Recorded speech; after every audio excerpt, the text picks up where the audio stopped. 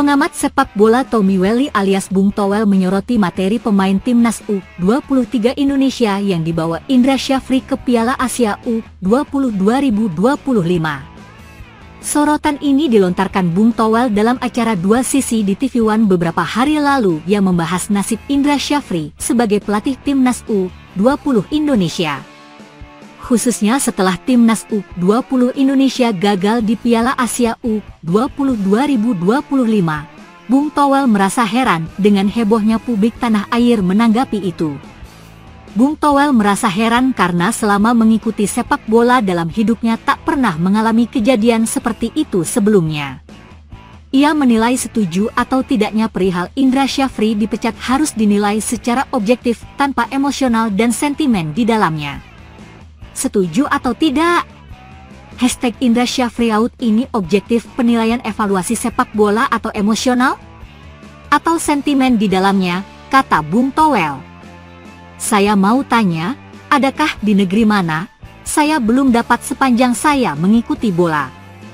Pelatih timnas kelompok umur U20 sangat heboh ketika gagal.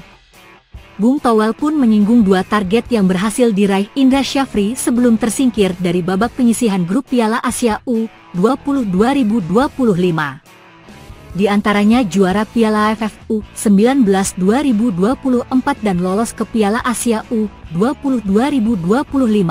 Sementara satu target yang gagal adalah lolos ke Piala Dunia U20. Pria kelahiran Bandung ini merasa target untuk ke Piala Dunia U20 tidaklah mudah, dan level sepak bola Asia yang sudah sulit.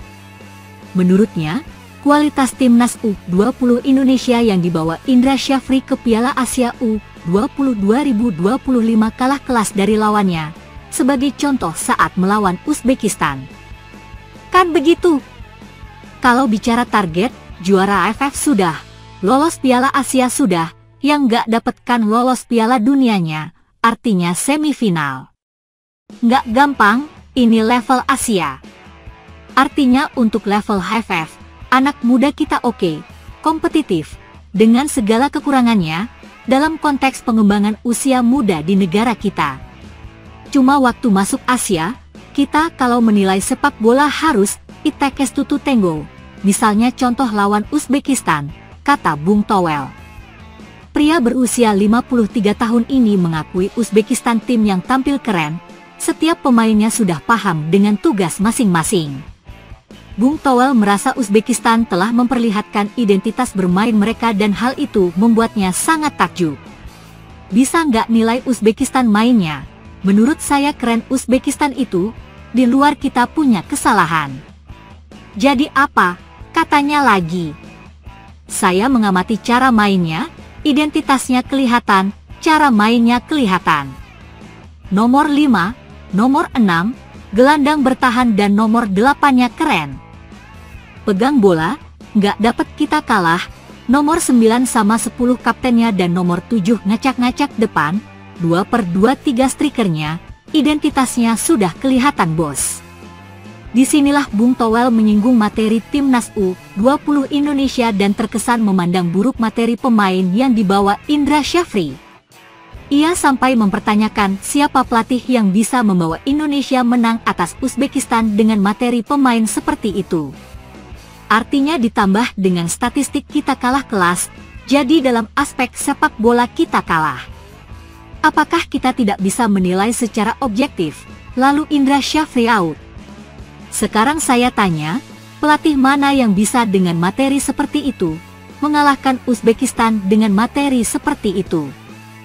Kan Uzbekistan atau negara Asia lainnya kan nggak tidur juga, jadi jangan nilai sepak bola itu, jadi kalau ada tim main, analisa juga lawannya, pungkasnya.